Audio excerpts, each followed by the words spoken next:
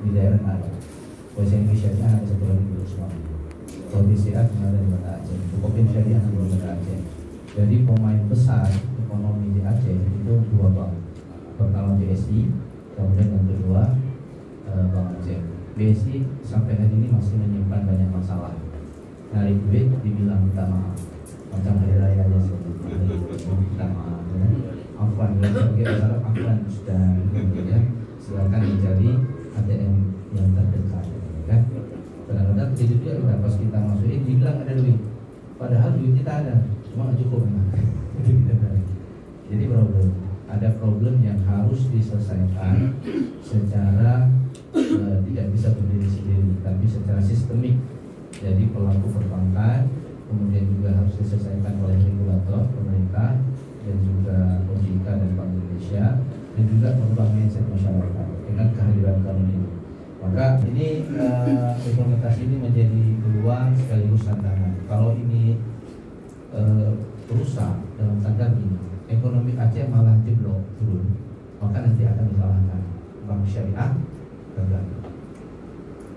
Belum lagi nanti kita diskusi panjang, apakah bank syariah hari ini sudah syariah? Ya kan? Yang awal bangun dengan Pak Azhari, tapi tidak sebagaimana tahun ini. Dalam pembahasan, Prof. Nazar yang kemarin bicara di sini, beliau sebagai tim ahli dewan, saya sebagai tim ahli pemerintah. Kita berdebat panjang sampai 2 tahun tak selesai. Akhirnya saya di tahun kedua resign.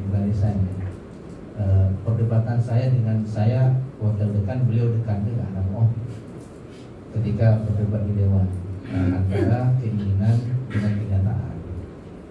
Cuman akhirnya kita sepakat, kalau ini semua sepakat kalau ini akan ditetapkan. Dan jadi kita lihat apapun yang di Aceh sekarang, ini kemiskinan masih sangat tinggi. Ini data-data kemiskinan di Aceh. Hari ini kemiskinan di Aceh mungkin bertambah. Saya tidak punya data anak yatim. Jadi anak yatim yang tumbuh di Indonesia karena orang tuanya meninggal COVID itu 20.000 orang. Di Aceh yang meninggal karena COVID ya, yang dikatakan COVID itu oleh pemerintah itu 1.900 orang yang keluar dari kamar jenazah RSUZA. Itu kan COVID. Kalau bukan karena COVID hampir 3.000 sekian. Jadi pertumbuhan anak yatim di tengah-tengah kita ini semakin hari semakin banyak. Dan hari ini ada yang meninggal dunia, dia sudah kebetulan saya di pengawas Rumah Sakit Umum Zainal Abidin, pengawas syariah. Rumah Sakit Umum Zainal Abidin ini sudah menjadi Rumah Sakit Umum Syariah. Nah ini juga nanti diskusi panjang juga di sini. Tapi menarik karena rumah sakit ini sudah syariah, itu semua pemasangan yang berhubungan dengan laki dilakukan oleh laki-laki, yang perempuan. Malah kalau Ustadz istrinya melahirkan, terserah istri pertama atau istri kedua, itu bisa meminta dokter dan ruang operasi itu semuanya perempuan. Dari anestesinya, bidannya, dokter yang nyambutnya itu semua perempuan. Nah, sampai kemarin kita atur baju. Jadi baju pasien itu hanya dibuka di mana sakit. Kalau yang melahirkan ditelanjangi biasanya. Sekarang tidak, ada bajunya, ada standarisasi. Nah, jadi rumah sakit umum sudah, walaupun memang masih banyak problem di sana, terutama pada tata kelola. Jadi yang saya ingin katakan bahwa kematian yang ada di rumah sakit umum hari ini juga cukup tinggi. Akhirnya berdampak kepada kemiskinan. Kemiskinan di Aceh ini cukup tinggi, ya. Ini datanya masih tidak meratanya. Kalau kita lihat, ini September 19-20 nanti yang terakhir 19, 20, 21 bulan September, tapi belum dirilis sama BPS. Di data ini kan Oktober kan, sebagian sudah dirilis di bulan September ini. Terjadi penurunan. Jadi dari 15 makin miskin orang Aceh dan termiskin di Sumatera. Cuma kalau kita lihat motor yang di Aceh, semuanya masuk, semuanya habis. Masuk motor di Medan kan, pakai mobil gandeng kan, mobil habis semua tuh, di showroom habis. Cuma nggak tahu kemana tuh motor, di mana orang beli. Nah nanti ada satu lagi masalahnya adalah banyaknya rentenir yang hari ini beredar di tengah-tengah masyarakat kita online. Rentenir online itu nawarin masuk ke HP kita, itu semua HP kita datanya sudah diperdagangkan. Jadi akhirnya kok tahu mereka ngirim ke nomor kita. ya kan? Dia menawarkan pinjaman online, dan itu semuanya bisnis ribawi, dan bunganya di pengalaman kita menyelesaikan beberapa nyaknya itu sampai 150% bunganya. Jadi ada nyaknya di Ketapang, jadi urusan saya di Cirebon, kita nyak Ketapang dia pinjam cuma 1 juta, pelunasannya 3 juta, 200%. Jadi bunga berbunga. Nah, jadi kondisinya ini juga kita lihat persentase penduduk miskin Aceh September 2020 dibandingkan di Maret. Jadi terjadi penaikan. Dari Maret masih di 14, di September 2020. Nah, sekarang kita beli data terakhir. Jadi ada kenaikan di sini. Jadi kenaikan. Ini faktornya juga COVID, mendapatkan semakin besar. Nah, kemudian problematikanya ini, saudara sekalian. Jadi syariat Islam ini kan aspek muamalah belum menyentuh secara menyeluruh. Orang bilang syariat Islam masuk kemana nih? Nah, akhirnya yuk kita sempurnakan. Masuklah aspek muamalah. Lalu kemudian, mampukah lembaga keuangan syariah di Aceh mendorong pertumbuhan ekonomi? Satu kanun lagi yang belum diselesaikan, sebenarnya sudah dibuat pada masa Prof. Sarizal, yaitu kanun ekonomi syariah. Sepatutnya kanun ekonomi syariah ini harus duluan lahir dibandingkan kanun lembaga keuangan. Kalau ekonomi syariah itu mengatur semua perdagangan, pasar, dan pola bisnis di Aceh. Nah, sedangkan kanun lembaga keuangan itu kecil, lembaga keuangannya saja yang mengatur. Nah, kemudian lembaga keuangan syariah belum cukup maksimal menampilkan performa DCE-nya, good corporate governance, tata kelolanya sebagai lembaga keuangan yang kuat, mandiri dan profesional bila dibandingkan dengan lembaga keuangan konvensional. Konvensional semuanya bisa dan mudah, tapi kena bank syariah agak perlu. Alhamdulillah. Contoh sekarang yang sederhana ya, para pedagang besar ya, yang punya toko besar, saya sebut ini, kalau nggak ngantuk saya. Itu ditarik mesin edisinya, mesin yang gesel. Itu mesin gesel itu milik konven semua. Ketika konven keluar, ditarik di mesin semuanya. Mereka sekarang nggak bisa berdagang, kita harus pakai cash, itulah hidupnya. Nah, sekarang tidak ada bank syariah yang punya mesin edisi yang syariah.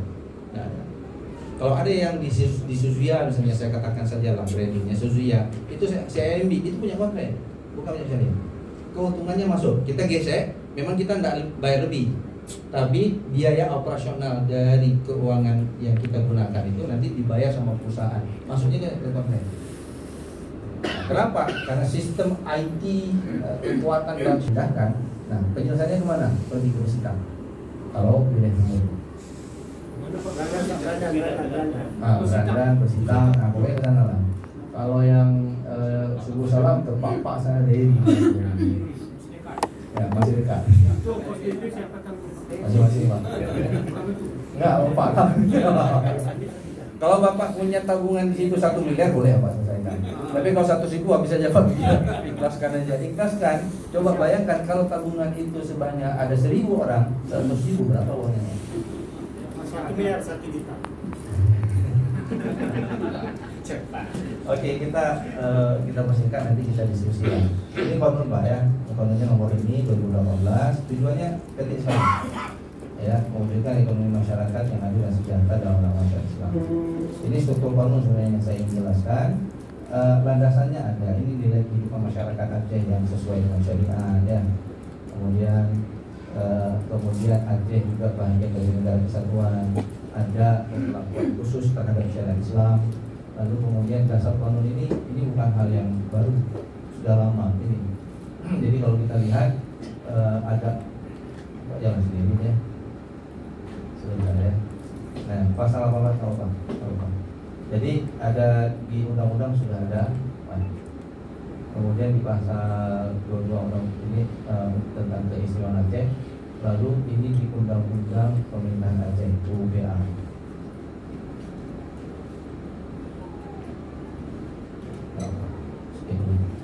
Nah, di UUBA tentang pemerintahan Aceh nanti kita lihat lebih dalam. Ini turunan dari UUBA, nanti lahirnya Kanun Aceh tentang pokok-pokok syariat Islam. Itu kalau kita lahirkan seperti ini dia. Jadi pasal 18 B Undang-Undang 45, negara mengakui dan menghormati satu pemerintah yang khusus. Berarti daerah khusus itu diakui. Kemudian yang kedua, nah, ada Undang-Undang Keistimewaan Aceh dan Pelaksanaan Syariat Islam tahun 99. Itu undang-undang namanya, bukan pemerintah, bukan PP, undang-undang.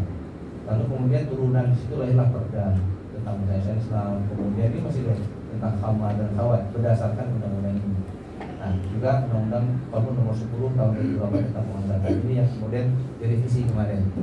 Sehingga sekarang turun yang 2000 ini sedang pembahasan. Pagi ini sedang audiensi dengan Badan Wakaf Indonesia Komisi 5.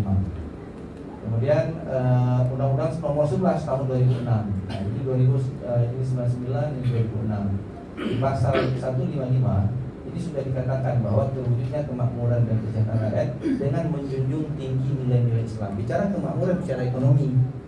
Maka bicara ekonomi karena itu bahagian daripada upaya untuk memakmurkan masyarakat menggunakan nilai Islam. Maka kemudian lahirlah Kanun nomor 8 tentang pokok-pokok syariat Islam. Kemudian kanun ini sebenarnya agak terlambat lahirnya. Jadi luan lahir anak-anak kecil ini baru oleh mamanya. Mama ini mengadop ini, ya. Kemudian di sini pada waktu itu ada amanah untuk melahirkan kanun lembaga keuangan syariah. Di sini diamanahkannya. Nah, diatur dengan kanun yang lain. Kemudian ada jinayat. Kemudian kanun nomor 11 tahun 2018 tentang lembaga keuangan syariah.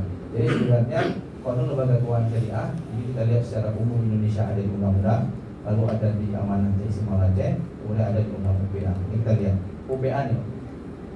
Di sini dikatakan nih muamalah, ya, syariat Islam masuk di sini bab muamalah.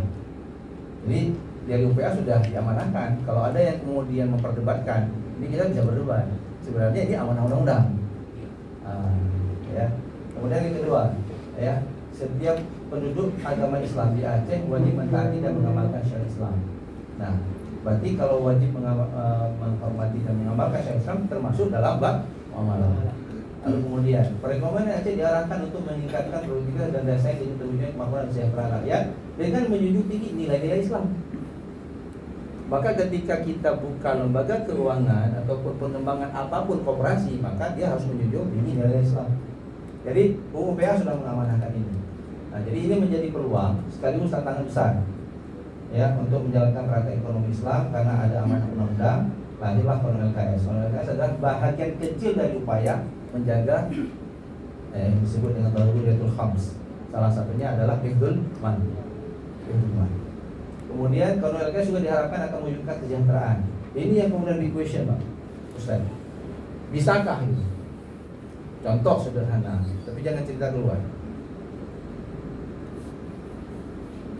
Distributor, dealer ataupun supplier rokok.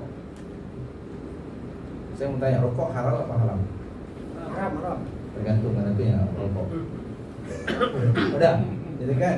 Nah sekarang selama ini pembiayaan mereka diberikan oleh siapa? Bank Konven. Sekarang Bank Konven berangkat. Pertanyaannya, bisa nggak mereka dibiayai sama bank syariah untuk pembelian rokok? Itu nggak bisa kalau Anda mengatakan, Ustaz mengatakan haram. Kalau syubhat, fatwa MTU, rokok itu nggak boleh kalau wanita hamil. Kalau nggak hamil, Kalau makruh, Pak.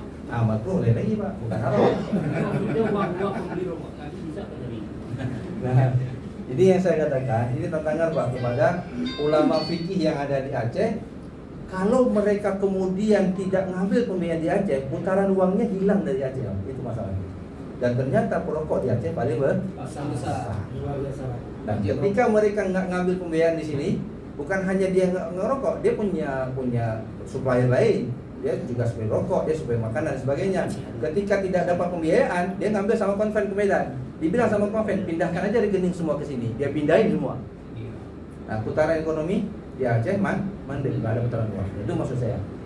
Jadi bagaimana pendekatan maqasidnya? Nah, Ustaz. Jadi antara keinginan dengan kenyataan. Rokok nak banyak, tapi pemantik, ya kan? Saya punya usaha toko nih. Omset toko saya 1 miliar. Rokok itu cuma 200 juta. Itulah ya. Tapi gara-gara 200 juta inilah orang beli Pampers, beli yang lain kan? Karena dia sambil beli rokok, beli yang lain. Jadi rokok itu mendatangkan. Jadi ketika kita berdebat sama para pengusaha, ya gini ceritanya. Lalu gubernur mengatakan, ini gimana nih? Sektor ekonomi Aceh, bidang rokok akan terhambat. hambat. Coba cek sekarang fatwa, ada yang menyatakan rokok haram? Ada. Itu komisi tadi bukan fatwa. Silakan cek. Ada nggak fatwa MUI yang menyatakan? Ada. Majelis tadi yang menyatakannya. NU seperti itu, Muhammadiyah seperti itu. Tapi tidak naik kepada fatwa. Ada fatwanya. Kenapa? Marah orang Jawa Timur semua. Petani tembakau di sana. Dan itu rata-rata orang NU dan orang Muhammadiyah. Jadi kalau fatwa kita juga, kita menjadikan fatwa MPU kita. Jadi rokok itu haram pada kondisi tertentu. Itulah. Cuman ini artinya ini tantangan yang ingin saya jelasin. Tantangan yang harus dijawab oleh para ulama. Oke. Ini tinggal dibaca ya, banyak sekali. Jadi kalau ini terdiri dari 12 bab, 67 pasal. Saya akan tunjukkan beberapa hal yang tertentu ini saja. Pasal 2 itu bicara tentang prinsip. Jadi mengatur transaksi keuangan masyarakat Aceh sesuai dengan syariat Islam. Sampai Pemda itu harus menempatkan uangnya di lembaga keuangan syariah. Kalau kemudian orang Jakarta ikut tender di Aceh, maka wajib menempatkan uang dan rekeningnya adalah bank syariah. Nah, itu kelebihannya. Ya, kalau dulu mereka bisa pakai bank konven kan, sekarang nggak bisa, harus masuk ke bank syariah. Terserah Bank Aceh atau BSI. Kemudian yang kedua, azasnya keadilan, ini sama semuanya dan seterusnya. Maksudnya untuk memperkuat implementasi pembangunan ekonomi syariah di Aceh. Tujuannya perekonomian Aceh yang Islami mendorong terbentuk pertumbuhan ekonomi, meningkatkan kesejahteraan. Ini pasal-pasalnya. Nanti slide-nya saya bagi insyaallah. Kemudian wewenangnya mengenai ruang lingkupnya pasal 6. Kodon ini mengatur transaksi keuangan bagi masyarakat dalam ruang lingkup Aceh dengan masuk membebaskan masyarakat dari praktik ribawi. Wewenang kegiatan LKS dan mitranya mengatur lembaga bank syariah, lembaga keuangan bank syariah dan lembaga keuangan syariah lainnya. Sasarannya ini pengaturan orang Islam dalam aktivitas keuangan, mitra yang terlibat, kemudian memastikan transaksi keuangan pada LKS dan itu pemerintah dan koperasi sesuai dengan syariat Islam. Orang non Muslim boleh menundukkan diri. Ada satu lagi, orang Muslim non Muslim boleh menundukkan diri untuk menggunakan lembaga keuangan syariah. Dia tidak dipaksa, tapi boleh. Cuman kalau dia ngambil tender di pemerintah Aceh, karena itu dananya Aceh, maka dia wajib. Nah, gitu maksudnya. Tapi secara pribadi dia terserah. Cuman kalau dia sudah ada hubungan dengan pemerintah, ikut tender dan sebagainya, maka dia harus membuka rekening di bank syariah. Kemudian ini ruang lingkupnya, ya. Lembaga keuangan yang berbadan hukum, lembaga keuangan belum atau tidak berbadan hukum. Jadi lembaga keuangan itu ada dua, yang ada berbadan hukum, ada yang tidak berbadan hukum. Lembaga keuangan berbadan hukum itu bisa dibagi kepada dua lagi. Ada lembaga bank, ada non bank. Lembaga non bank itu banyak lagi, asuransi, reksadana, modal ventura dan seterusnya. Nanti ada koperasi. Ada juga yang ada lembaga keuangan yang belum dan tidak berbadan hukum. Dia buat crowdfunding, dia ngumpulin uang. Kalau rentenir itu Bank 47 kan ya? Ya buat nama BNI itu Bank 47 kan, Bank 46. Itu mereka ada kumpulannya Pak. Dan nauzubillah, berdasarkan pendapatan teman-teman di lapangan sekarang, hari ini teman-teman Baitul Mishkat ini berangkat ke Takengon. Ada pertemuan dengan Baitul Mal Takengon. Ada yang di sini dari Takengon. Ada ya Zan? Dengan Ustaz Ridwan Tori. Ya. Itu untuk membasmi rentenir yang dari Takengon, khususnya untuk petani kopi. Nah, cuma dananya nggak besar-besar, baru 300 juta putarannya. Itu ya ada bukan sekarang, kalau dulu inang-inang kita bilang orang-orang Batak kan. Nah, sekarang nggak, orang Aceh. Saya punya gambarnya, punya fotonya, punya penampakan orangnya, pakai jilbab, emasnya banyak. Orang Aceh. Dia ngambil uang di bank syariah, dia putar secara riba kepada nyaknya. Kau bayangkan. Itu di Lambaru, di Ketapang, dan di Pasar Penayung. Sekarang sudah pindah ke Lampung. Itu orang Aceh. Dia ngambil pembiayaan di bank syariah. Tapi dia putar, nah ini dia putar dengan cara ribawi. Nah, jadi ini jadi problem. Kadang-kadang orang bank syariah nggak, belum tahu dia kan, terserah lah pokoknya asal balik katanya. Nah, ini jadi problem juga di bank syariah. Ada beberapa catatan lah. Kemudian sebentar. Nah, Jadi pengaturannya banyak. Ada lembaga dan aktivitas keuangannya, pemerintah dan badan usaha keuangan, ada individu sebagai mitra LKS. Ya. Jadi kalau individu sebagai mitra LKS, jadi individu Muslim.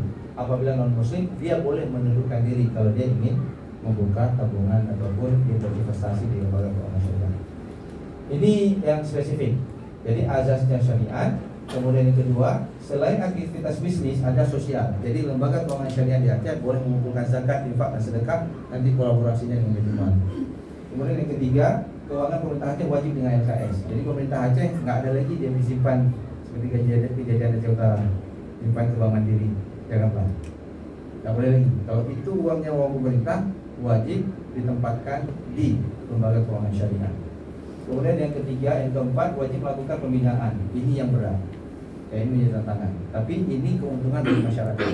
Tapi bagi pelaku bank ini jadi problem. Ya, nanti saya tunjukkan selainnya. Oke.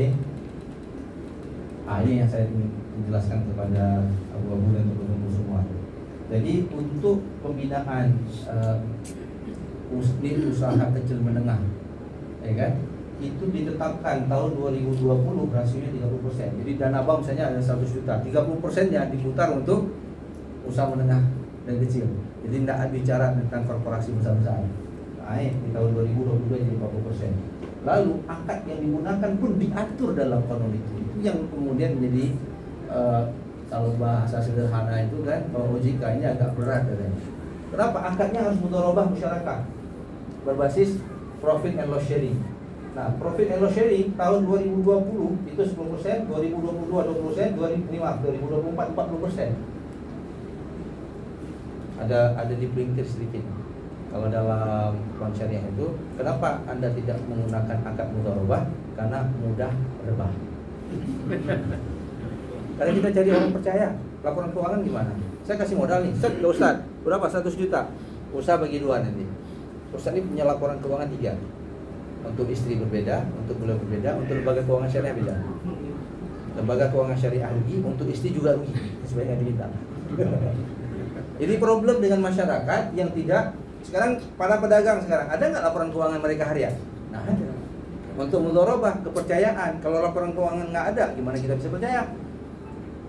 Jadi bukan dia putar pula di toko itu, dia putar beli apa kali lagi dah. Itu lagi kita. Ini jadi problem. Nah, maka kenapa bank syariah pakai murabahah? Itu yang paling fitur, yang paling aman. Kenapa? Murabah katanya. Murabah, paling mudah. Jual beli, keuntungan sekian, dah selesai. Nah, ini amanah konun. Tapi kalau ini bisa, ini tantangan terbesar dalam bisnis. Ya, kenapa? Ada moral hazard dari masyarakat. Ya. Mana uang kemarin investasi kami 100 juta? Tak ada lagi Ustaz. Gimana caranya? Ya kan sama-sama tanggung. Ustaz tanggung uang rugi, saya tanggung. Capek-capek kita nggak dapat duit. Nggak balik kita saling berdoa aja semoga Allah maafkan kita. Kira-kira mau nggak? Ya, mau. Saya nggak akan simpan uang di bank. Pas kita simpan di uang deposito, Ustaz simpan uang di deposito 100 juta kan? Pas bulan depan depositonya nggak ada lagi. Tinggal 20 juta. Ditanya kemana uang saya? Bank rugi. Kan mudharabah, sama-sama profit, untung, sama-sama rugi. Mau nggak terima? Nggak mau. Maka bank ketika dia dapat deposito dari Ustadz, tabungan dari Ustadz, dia pastikan ketika dia salurkan, dia akan cari orang yang wajib untung dan wajib aman. Kenapa? Karena bank itu lembaga bisnis. Ya, tijarah dia. Nah, jadi ini moral hazard. Nanti memang ada diatur sanksi sosial. Sehingga ini ya peningkatan satu sisi kan, kalau ini dijalankan, terjadilah apa yang diinginkan sebenarnya di dalam Islam. Jadi ruh dari muamalah dalam Islam itu adalah kerjasama, musyarakah. Ana salisu syarika ini malam min Allah. Aku adalah orang ketiga. Ketika ada dua orang melakukan musyarakah, aku orang ketiga. Bagaimana berkahnya bisnis tersebut? Tapi kalau satu khianat, aku yang pertama keluar. Jadi ruh dari bisnis muamalah itu sebenarnya angkatnya adalah angkat mudharabah, musyarakah, mukhabarah, muzara'ah, ada satu lagi, musabaqah. Di Bunda Meriah, musabaqah. Tambah satu lagi musabaqah di Bunda Meriah enggak jadi. Ditunda. Karena saya dewan hakim. Enggak jadi diundang. Oke, kita lanjut agak cepat ya. Nah, apa yang kemudian menjadi penting? Ya, ini peraturan pelaksanaan pemilihan harus ditetapkan paling lama 1 tahun, tanggal 4 Januari 2022. Itu udah ketok palu.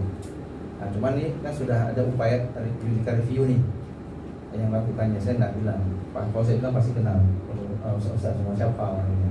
Ya. Kemudian yang kedua, itu yang minta supaya konon ini ditinjau ulang, ya, supaya Bank Konven jangan keluar dari Aceh. Kalau bahasa pegiat ekonomi, inilah orang-orang yang ingin kembali kepada riba. Kemudian pergub pembentukan DSA, ini Ustaz ikut kemarin, yang dari MPU, dari DSI ya, dikumpulkan kan, ada apa rapor ya, rapor koordinasi. DSA sudah ada pergubnya, turunan dari LKS sudah ada pergub.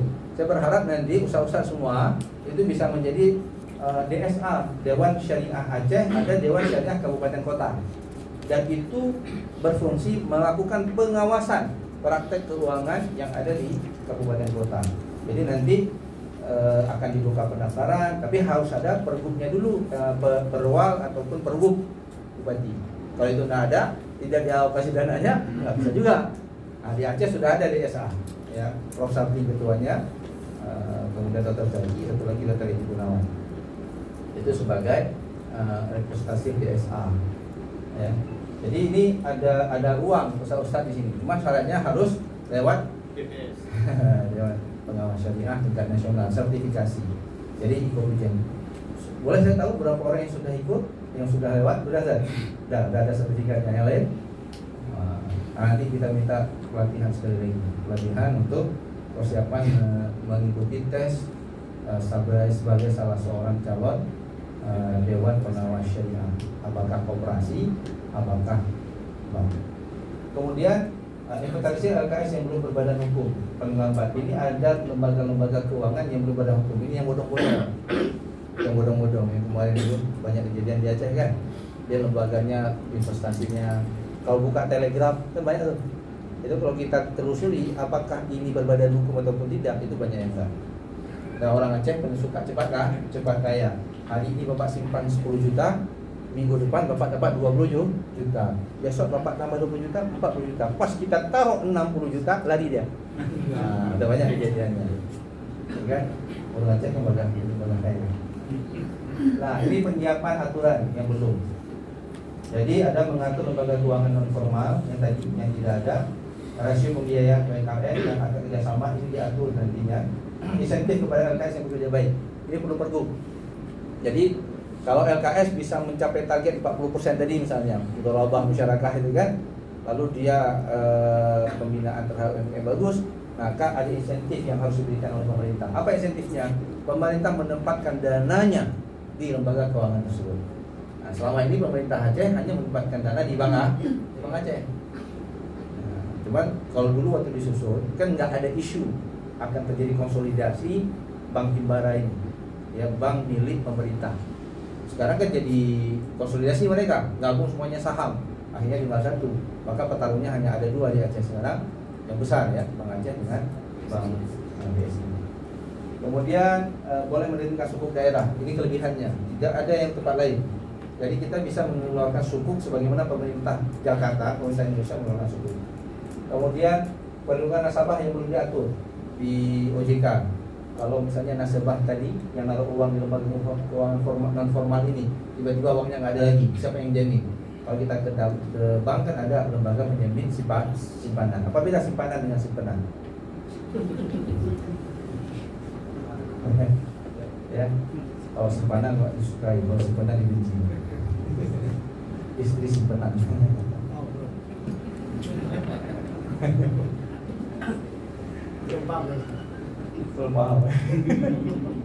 Kemudian pembentukan lembaga penjamin pembiayaan daerah. Jadi ada lembaga penjamin. Sekarang ada LPS, lembaga penjamin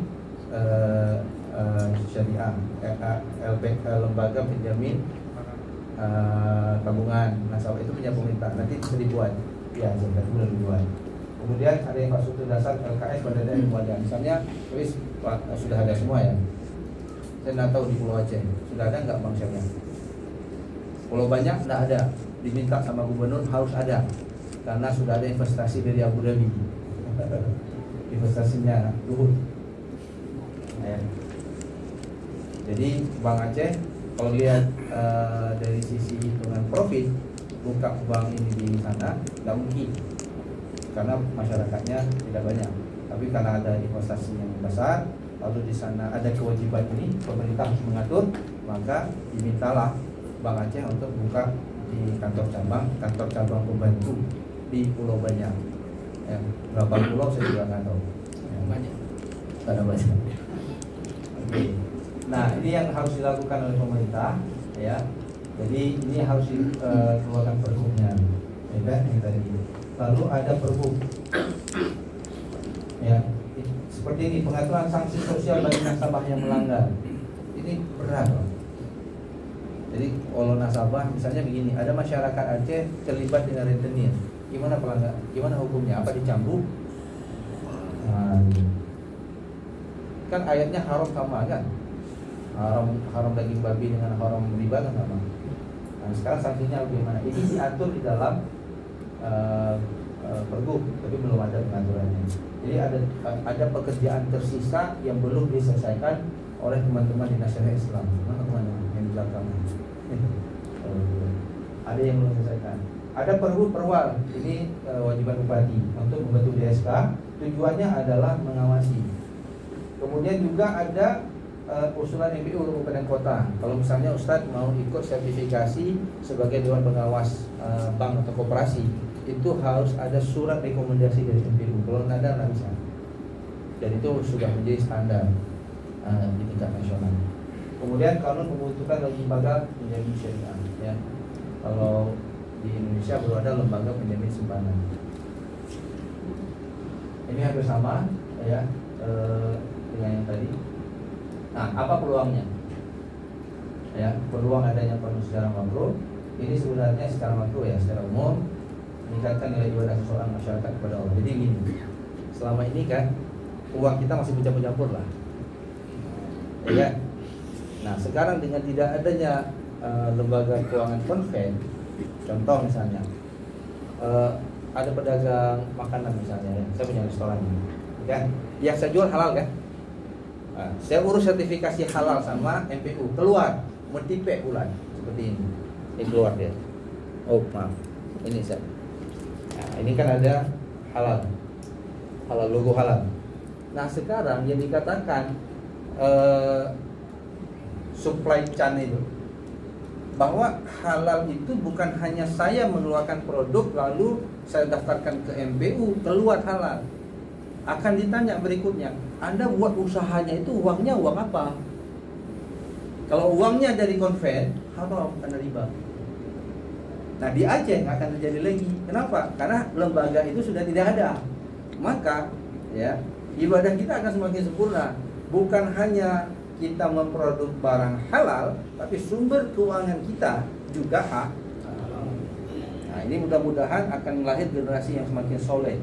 Karena makanan haram apabila masuk itu akan mempengaruhi kepada perilaku dan akhlak seseorang di masa yang akan datang. Jadi bisa jadi anak-anak hari ini itu susah diatur, susah sholat, itu karena banyak asupan makanan haram. Jadi silakan baca misalnya tulisan Imam Al-Ghazali dalam kitab beliau, ada beberapa sih kitab beliau yang menjelaskan tentang makanan haram itu berpengaruh kepada perilaku seseorang. Dan kita Al-Wafi juga ada ketika hadis Arba'in nomor 10, Innallaha thayyibun la yaqbalu illa thayyiban. Nah, kemudian menciptakan kemaslahatan umat dan menunjukkan persepsi bahwa Islam syariat itu adalah way of life yang terbaik. Kemudian menciptakan relasi Islam yang kokoh secara ekonomi dan menjauhi peluang kekufuran. Ya, tujuan akhirnya adalah Baldatun Thayyibatun Warahmatullahi Wabarakatuh. Ini secara makro, ini secara mikronya. Terhentinya kriminalisasi praktik riba di Aceh. Hadir praktik riba di mana-mana ada. Yang semakin jauh. Ya, sudah online. Mahasiswa Unsiyah, mahasiswa YN yang saya tahu itu banyak sekali terjebak dengan praktek riba secara online. Jadi mereka butuh laptop nih atau butuh motor, sangat mudah, Pak. Ya, mungkin ada yang kenal dengan Ustaz Ahmad Rizal yang dimungsi kampung Ibu Batam. Ya, beliau tiba-tiba ditelepon sama rentenir ini, marah-marah dia, ya kan? Dia tanya, kenapa kamu marah-marah sama saya? Ternyata ada kawan dia di Jakarta ngambil hutang ribawi ini, ya, rentenir ini, lalu memasukkan nama beliau sebagai garansi, sedangkan beliau nggak tahu. Dicaci maki beliau, akhirnya dia balas caci maki juga. Baru dibilang, kenapa? Di mana kamu dapat HP? Kawan bapak si Fulan namanya itu punya hutang sama kami, dan hutangnya sudah 300 kali lipat dari hutang awal. Dia ngambil cuma 20 juta, dia harus bayar 80 juta. Ngeri, Pak. Ya. Nah, itu nggak bisa di-trace sama OJK. Ini sepatutnya kan OJK yang kerja, tapi terlalu banyak, Pak, yang seperti ini. Terlalu banyak. Dan itu nggak bisa. Coba Bapak perhatiin itu WA, SMS yang dikirim dengan nomor WA-nya beda kan? Nanti kalau kita setuju nanti hubungi yang ini. Jadi kalau mau di-trace nggak ketemu, payah. Semakin canggih. Cuma kalau memang pemerintah mau bisa, sebenarnya apa yang nggak bisa kan? Cuma karena tidak dijadikan sebagai DPO, di sini DPO dapat semua. Kalau dianggap ini teroris agama, bisa. Kemudian unsur gharar, tadlis, unsur gambling, kemudian memperkuat adanya bagi hasil yang adil atas modal, terjadinya investasi yang produktif, kemudian akses mudah untuk mendapatkan modal usaha. Ini akses mudah ini sangat tergantung sebenarnya. Tergantung berapa jaminan. Bank kan tidak merugi, dia minta jaminan dan seterusnya.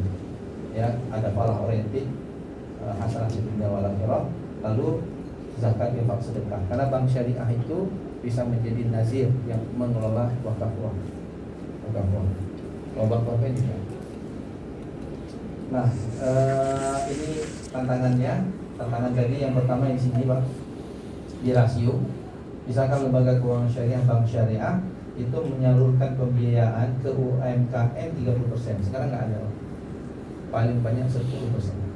Kenapa? UMKM ini nggak ada jaminan akan untung karena pengusaha muda, pengusaha pemula. Ya. Kemudian di sini nih satu lagi pada akad yang disebutkan, dan itu akan menjadi tantangan. Akadnya harus mudharabah dan musyarakah. Sedangkan pilihan akad kan banyak, ya kan? Ada 3 klaster umum. Ada akad jual beli, apakah barang ataupun jasa. Kemudian akad kerjasama, mudharabah musyarakah. Yang ketiga akad yang jasa, hawalah, wakalah, kafalah dan seterusnya. Oke, mungkin sampai di sini. Tunggu-tunggu sebagai overview lah untuk mengenal lembaga keuangan syariah. Kalau ada pertanyaan, boleh kita coba diskusikan dan dalami. Mas, saya mohon izin, saya asalnya masih ada waktu 20 menit ke depan. Saya asalnya di Bang Aceh karena meminta presentasi tawaran produk baru untuk Bang Aceh. Mungkin seperti itu, biar langsung aja saya. Ada pertanyaan? Silakan. Atau nggak ada pertanyaan lagi, mau tutup, mau pulang? Kita masih bisa tidur 1 malam lagi di sini kan? 1, 2, satu lagi. Yang soalnya. Assalamualaikum warahmatullahi wabarakatuh. Nama kami Muhammad Yusri, Jurusan dari Cikarang. Bapak narasumber, yang ingin kami tanyakan ini sedikit teknis Pak narasumber. Pertama sekali, tolong diberikan sedikit gambaran perbedaan yang signifikan antara ini khususnya untuk non-bank seperti leasing. Jadi leasing yang dulunya memang konvensional, hari ini berubah mereka semua menjadi syariah. Memang labelnya syariah, tetapi kami sendiri awam tentang itu, di mana letak perbedaan yang signifikan antara saat konvensional dan menjadi syariah. Itu yang pertama. Kemudian yang kedua, dalam Kanun Aceh nomor 11 2018 ini pada pasal 64 ini ada tulis setiap LKS diberikan denda itu akan kemana secara teknis begini. Terima kasih. Assalamualaikum warahmatullahi wabarakatuh.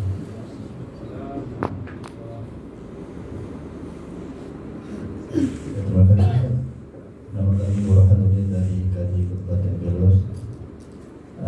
Di sini tadi ada Ustaz jelaskan bahwa ada DSA Dewan Syariah Aceh dan ada juga DSK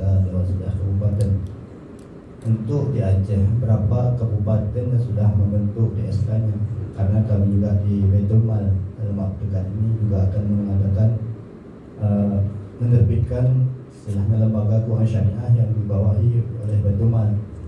Nanti kata penyertaan modal diberikan Baitul Mal awal. Udah nih. Kita ada kabupaten atau di pemerintah daerah. Udah sebelum makan. Sekian tentang Panggilin kue ada.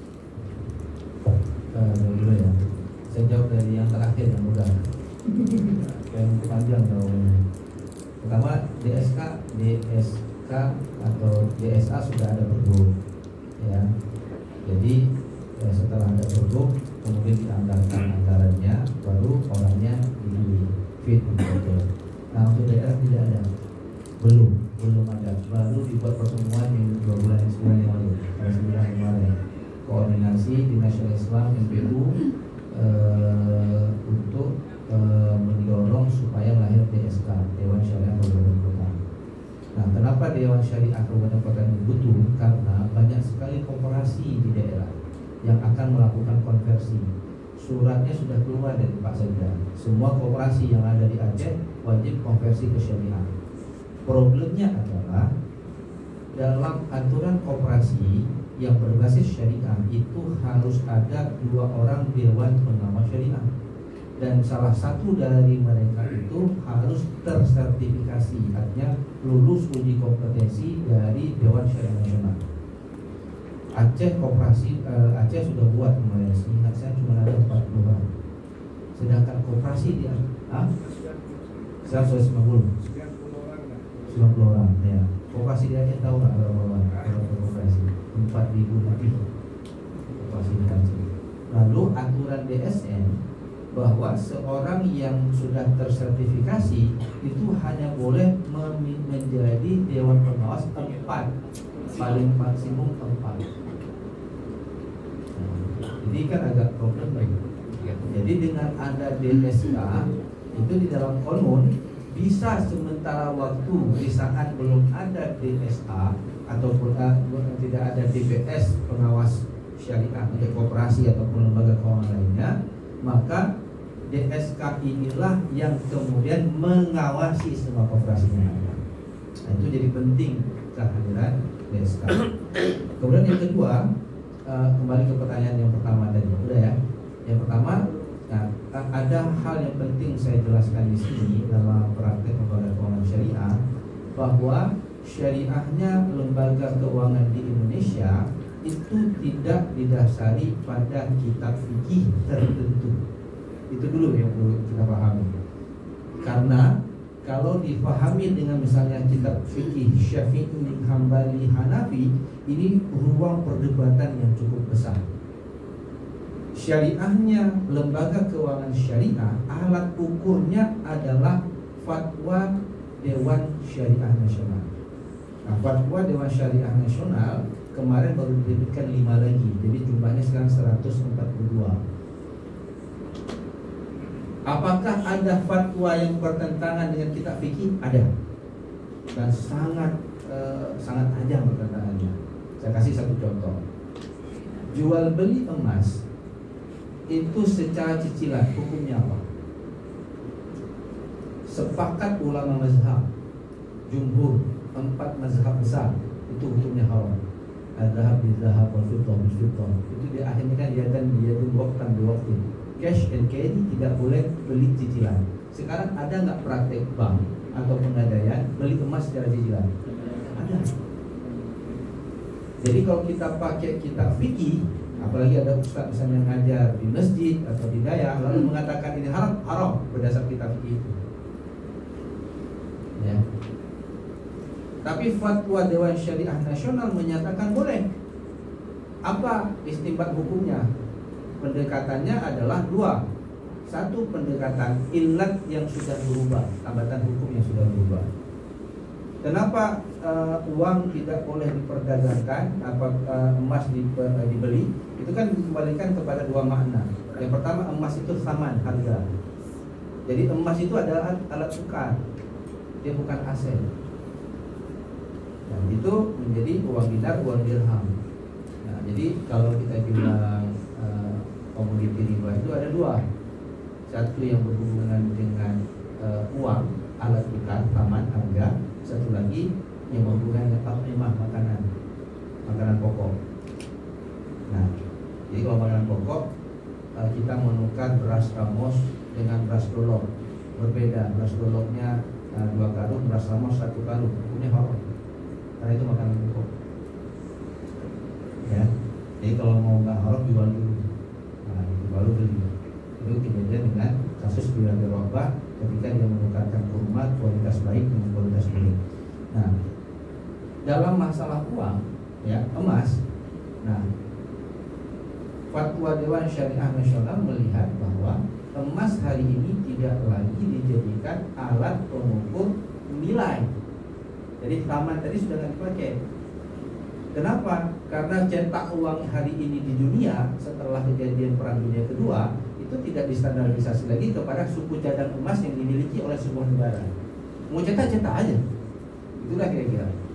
Karena itu sudah dianggap berarti emas tidak lagi menjadi alat tukar. Maka emas menjadi alat aset sebagaimana rumah, mobil, dan sebagainya yang boleh diperjualbelikan secara digital. Dan pandangan ini diambil. Jadi begini, kalau kita baca Fatwa Dewan Syariah Majelis Ulama Indonesia, saya sedang mempelajarinya juga. Jadi MUI dalam bab makanan itu sangat ketat. Maka vaksin cuman yang boleh Sinovac kan? Kenapa? Karena mereka sudah datang ke perusahaan itu dan sudah ngecek.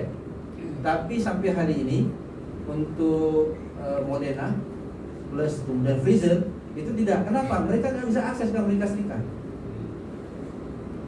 Jadi untuk makanan minuman, kalau ada yang menyatakan haram, mereka ngambil yang haram.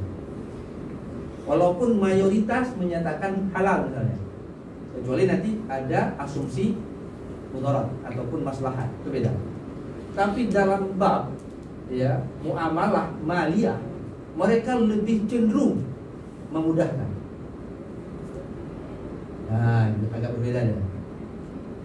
Semua jumhur sepakat jual beli emas secara cicilan hukumnya haram. Hanya satu pendapat yang boleh, Ibnu Taimiyah, turunannya Ibnu Qayyim al-Jauzi, dalam kitab Al-Fatawa membolehkan selama emas tidak lagi ilatnya sebagai taman mengukur nilai uang dari sebuah negara. Pendapatnya siapa? Ibnu Taimiyah.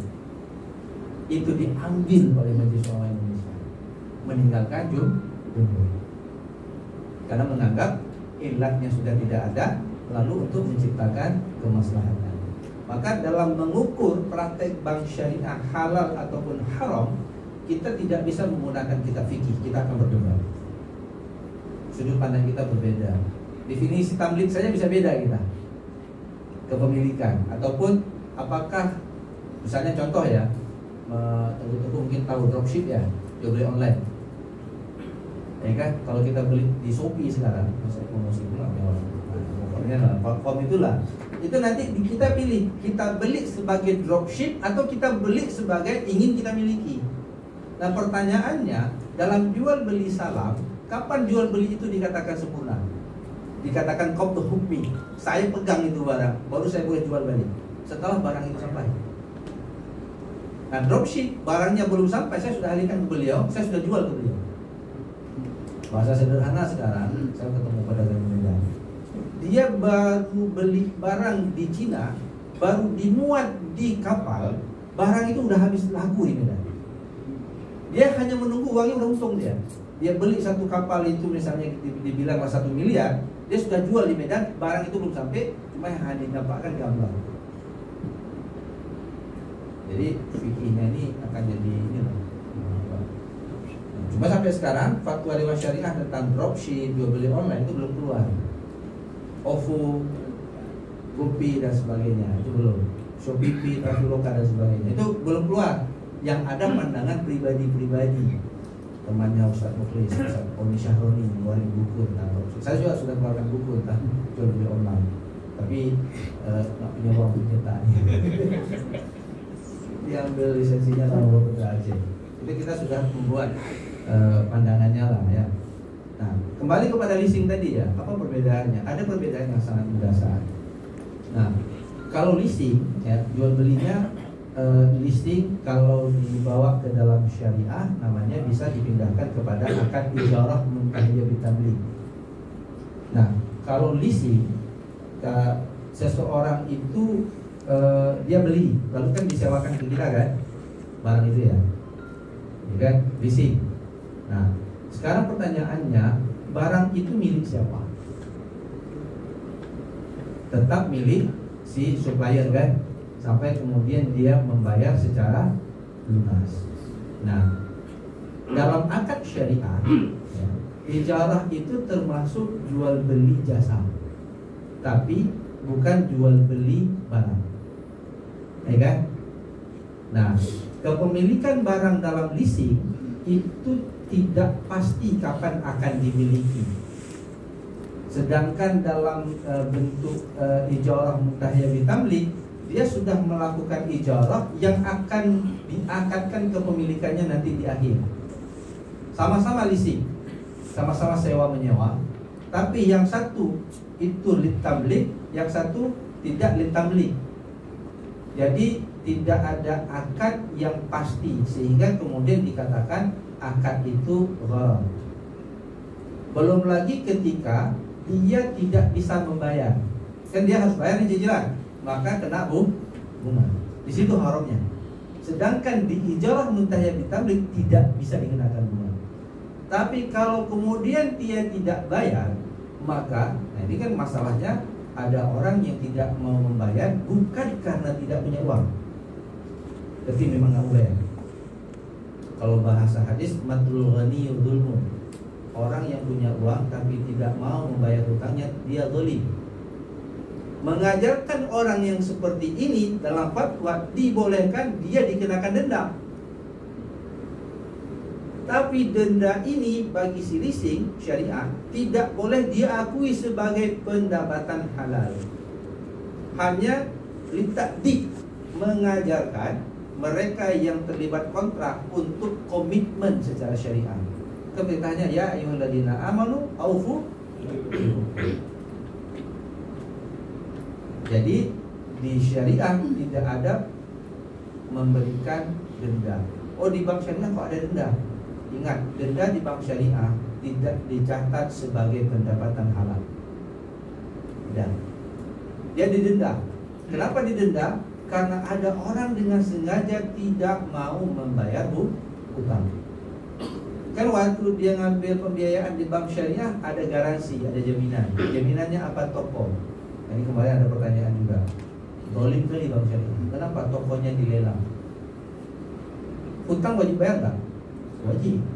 Kalau Anda punya aset, Anda harus bayar hutang kan? Karena hutang wajib dibayar. Sengaja dia nggak bayar, tokonya nggak dikasih. Jadi kalau dalam fikih sebenarnya ataupun dalam Al-Quran ada namanya akad al-ibrah. Akad ibrah ini akad pelepasan hak. Jadi ada yang namanya isqatul hak, ada namanya tanazul hak. Jadi jarang dibahas. Jadi al-ibrah itu bagaimana? Firman Allah, wa in kana zu usratin fa nadhiratun ila maisarah wa an tasaddaqu khairul lakum in kuntum ta'lamun. Jadi yang dilakukan oleh bank syariah sebenarnya kalau kita lihat, saya baca SOP mereka, apabila seseorang nasabah tidak sanggup membayar tagihan hutangnya, maka bank syariah memberikan rescheduling namanya. Padahal dilatur ila maisarah. Ini masuk dalam akad al-ibrah. Jadi tanazul hak saya sekarang kamu bayar, tapi saya tanazulkan nanti kapan-kapan kamu bayar. Ataupun isqatul hak wa anta saddaqu khairul lakum, hak saya bebaskan, saya sedekahkan. Nah, ada mekanisme di bank syariah namanya write off, hapus buku. Tapi kapan terjadi hapus buku itu berat pembahasannya, itu sampai RUPS, sampai ke OJK. Layak enggak dia dihapus buku? Nah, jadi sebenarnya mekanisme SOP bank syariah sudah ada, tapi perlakuannya di pasar, di bisnis, belum tentu kayak gitu. Dia bawa alat preman kan, diancam polisi dan sebagainya. Itu lain lagi babnya itu di perilaku orang. Jadi kalau kita kembali kepada leasing syariah itu ada perbedaan mendasar. Pertama, tidak ada denda, kemudian ada perjanjian tamlik ya, yang dimiliki Nah, di leasing ini juga dia leasing syariah bisa menggunakan beberapa akad. Kalau akad murabahah dipakai, dia leasing juga, tapi hutang murabahah. Pertanyaannya, motor yang Anda ambil di leasing dengan akad murabahah itu motor siapa? Motor si nasabah, karena sudah beli. Cuma dengan harga yang berbeda, bukan harga cash. Lalu kemudian saya jual, karena motor saya mungkin ustadz yang naik, ada barokah, dibeli sama murid. Ustadz belinya dengan murabahah 28 juta NMAX, kan?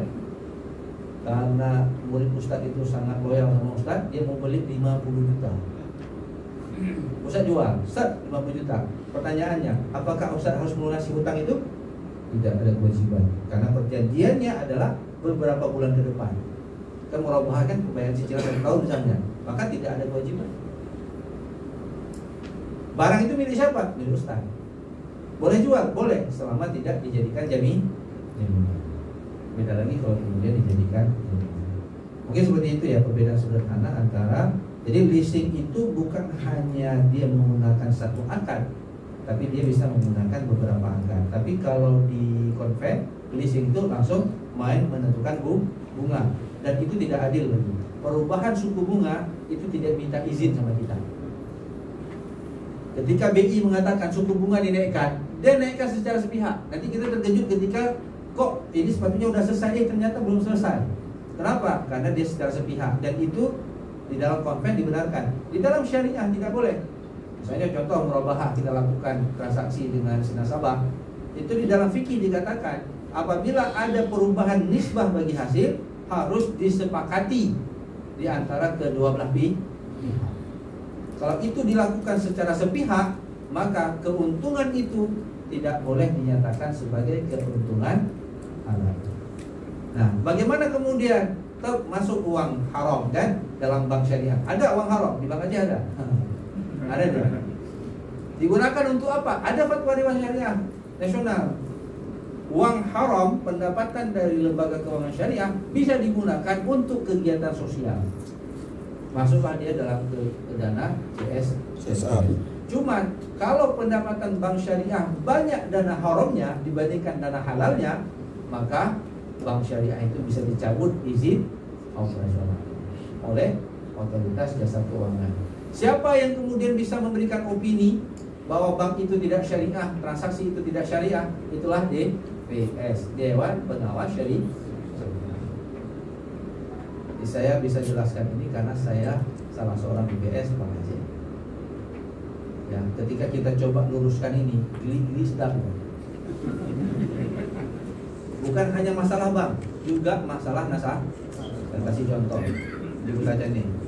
Nasabah datang. Ini pertanyaannya. Ditanyakan ke kita. Untuk apa? Kan bank syariah kan harus tahu transaksi keuangannya. Untuk apa uang ini? Jangan ditanya. Perlu uang 100 juta. Kenapa tanya-tanya? Kalau konven selesai kan? 100 juta ambil nih. Lalu untuk apa? Ya terserah saya. Oke, jaminannya apa? Bagaimana pembayarannya? Jelas, sudah. Bunganya 20%. Sudah selesai. Tuk, ambil uang. 1 hari selesai. Bank syariah nanya dulu nih. Bapak untuk apa? Mau beli apa? Tidak ada pokoknya. Pokoknya saya butuh uang. Ternyata uang itu dipakai untuk apa? Nyogok aparatur dalam rangka meluruskan anaknya di sebuah lembaga. Nah, itu yang nggak bilang apa tadinya. Pertanyaannya itu akad apa yang kita pakai? Tujuannya maksiat, ya kan? Kalau pakai akad kartu boleh saja kan? Tapi nggak boleh dicari untung kan? Kartu Hasan pinjam 100, pulang 100, bank bisnis, nggak mau dia. Bayar. Ya. Kantor bayar, listrik bayar, ya kan? Dan seterusnya. Nah, apa yang terjadi? Ya buatlah akal-akalan, buatlah jual beli kendaraan. Siapa yang salah sekarang? Dua-dua salah. Nasabah salah, pekerja bank juga salah. Cincai-cincai aja, sama-sama TST, sama-sama belum tahu hukumnya haram. Keluar harus ini juga haram. Temuan. Nah ini pentingnya Dewan Pengawas Syariah. Dan saya ingin mengingatkan kita semua, regulasi di Indonesia, pengawasan bank syariah, lembaga keuangan syariah itu menggunakan fatwa DSN, bukan kita. Kalau saya sering memberikan kajian tentang ini, saya bacakan fikihnya begini, perlakuan di Indonesia seperti ini, ada perbedaan. Ya, contoh misalnya jual beli kok pakai wakalah. Lalu ada lembaga keuangan di Aceh, dia buat satu akad itu murabahah sekaligus wakalah. Haram hukumnya dikatakan. Kenapa? Berarti dalam satu transaksi ada dua akad. Rasulullah mengatakan haram. Caranya bagaimana? Buat bisa-bisa. Wakalah dulu, murabahah dulu, baru murabahah. Jadi ada dua tanda tangan, ada dua materai. Nah, yang terjadi hari ini, habis tanda tangan wakalah, langsung tanda tangan murabahah. Barangnya mana? Barangnya belum ada. Wallahu a'lam bishawab katanya. Baru mau dicari ke Medan besok.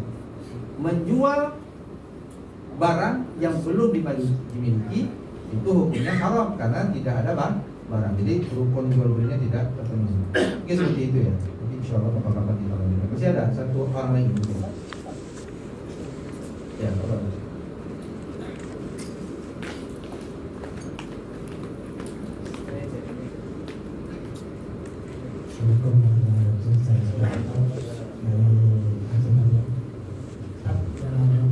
untuk debitur yang melakukan pinjaman akad yang tertentu, siapa ketika debitur meninggal dunia, siapa yang mengganti kerugian pihak debitur?